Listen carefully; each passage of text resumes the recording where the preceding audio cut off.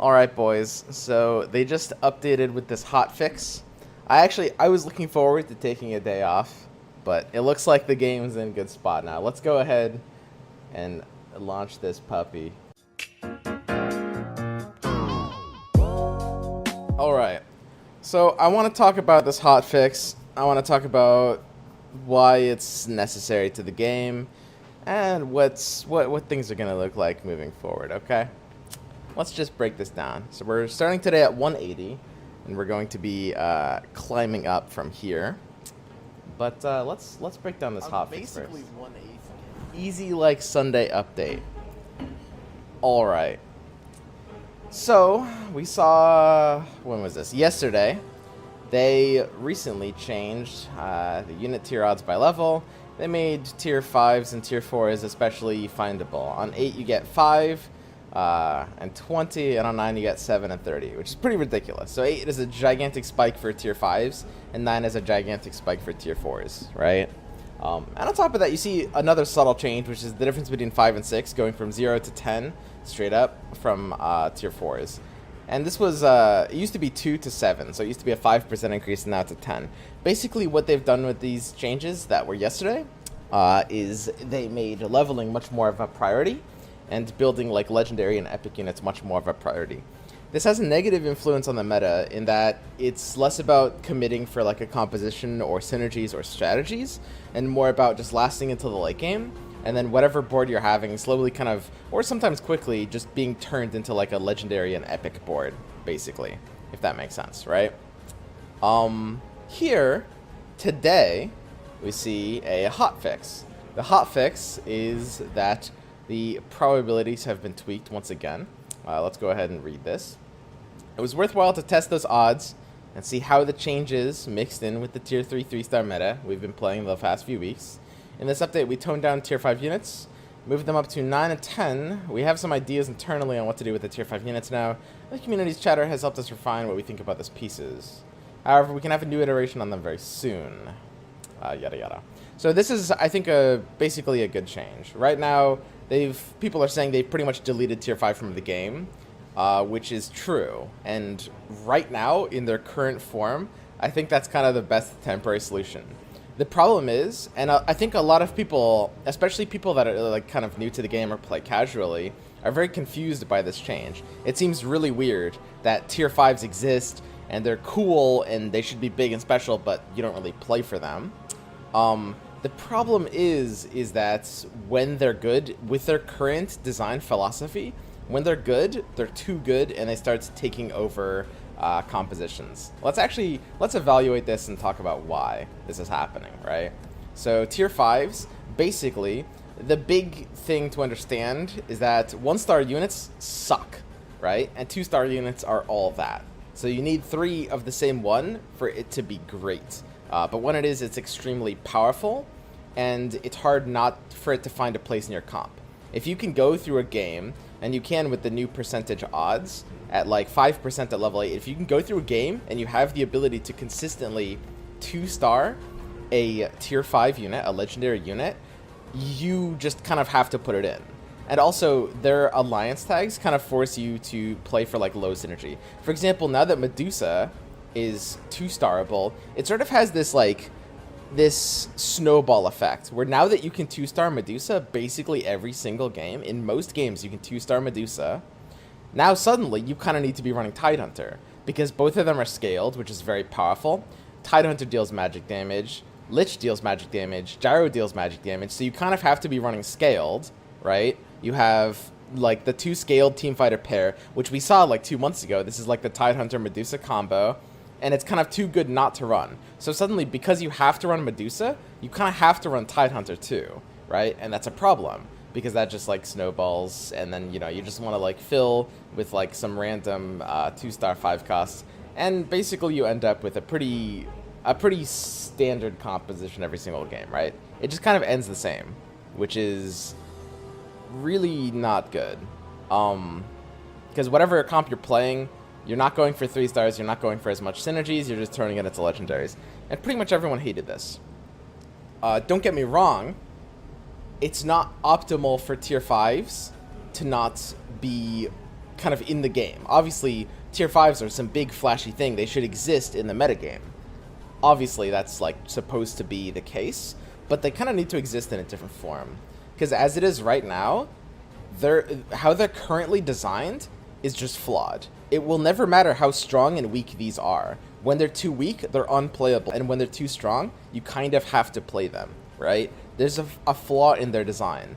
And given that flaw, it is a better thing for the meta for them to be too weak than too strong, right? So, and that's why they're saying over here, in the meantime, while they're figuring out what they want to do, they're planning on changing, on reworking them, redesigning them, doing something else here. And while they're doing that, in the meantime, they've nerfed them back down to being too weak. So yeah, I mean, people are saying they're deleted from the game.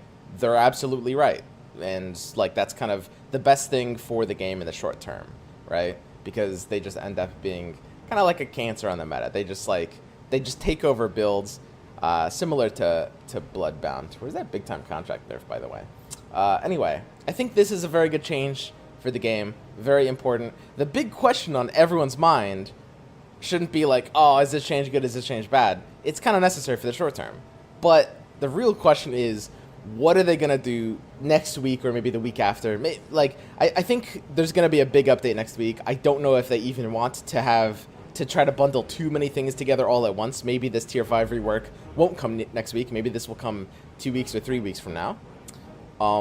But I think it'll be very interesting seeing where they actually want to take the design of legendaries moving forward, right? That's the big question. Like, what's the best way to add these to the game such that they're viable, but also supporting synergies, right?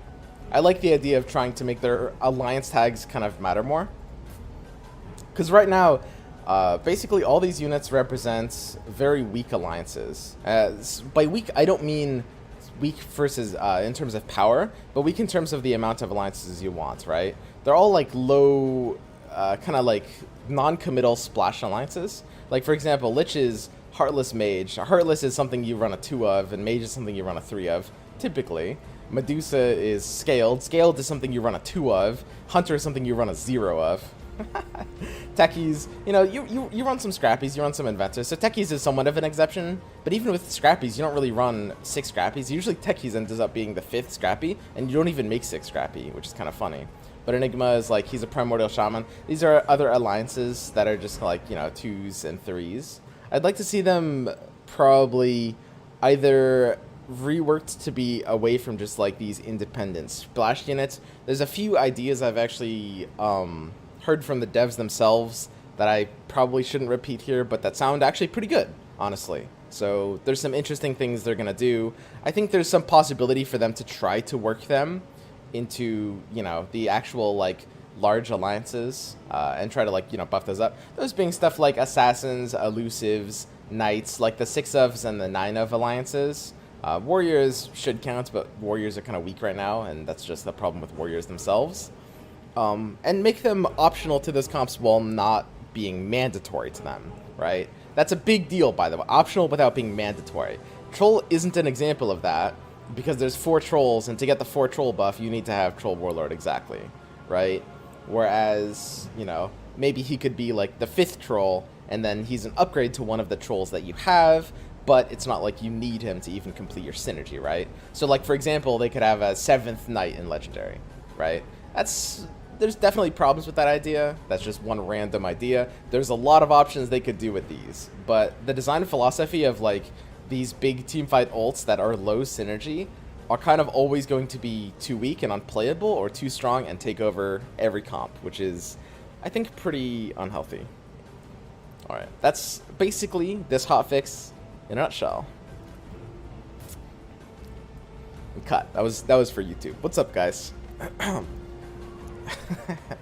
Deadeye deleted from the game? Yeah, Deadeye kind of sucks right now. So the real question is, actually, now that we're here, what actually changed in this other update? Like, so we're back to the meta we had before. So automatic blacklisting is changed, which is a big deal. You know, that's still in effect, and that's good. That's very healthy that automatic blacklisting is good. Increase tier 4 hero pool to 20 per hero. This actually does potentially matter. The tier 4 carry units, those being stuff like Arc Warden, stuff like Dragonite, maybe even stuff like Doom are definitely going to be, something you're going to see more of. Brawnies are still ass from the Juggernaut nerf, although, honestly, if they become underrepresented, they could, you could easily see... I shouldn't say they're ass. I really shouldn't. Like, I mean, the game is just self-balancing by design, right? Like, if people think Brownies are bad, then there's only going to be one Brownie player per game, and they're going to do better. Because Brownies were overly contested before.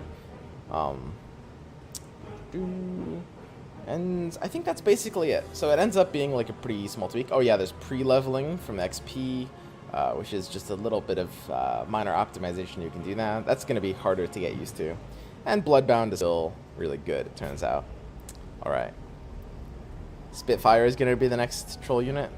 Spitfire. Wasn't it Snapfire?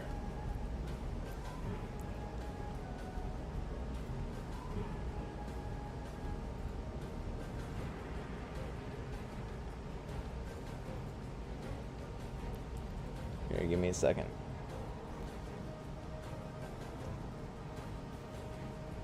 Alright, we'll get into a game here. You guys want to just play? Oh, dude, we're 175. Oh, we're ranking up. Wait a second. I'm ranking up without... I just gained 5 ranks. So I guess that was in the last hour. Because it updated a minute ago. Don't play? Dude, maybe I just should AFK. 5 ranks every hour? 5 ranks every hour means we just sit here for like 2 days and we're good. Volvo gave you free MMR for your patch review? Alright. We'll get into some games and we'll talk about where the meta's at.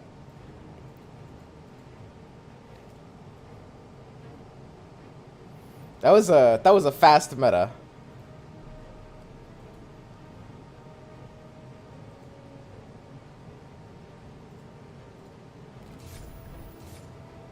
Alright, let's go, boys.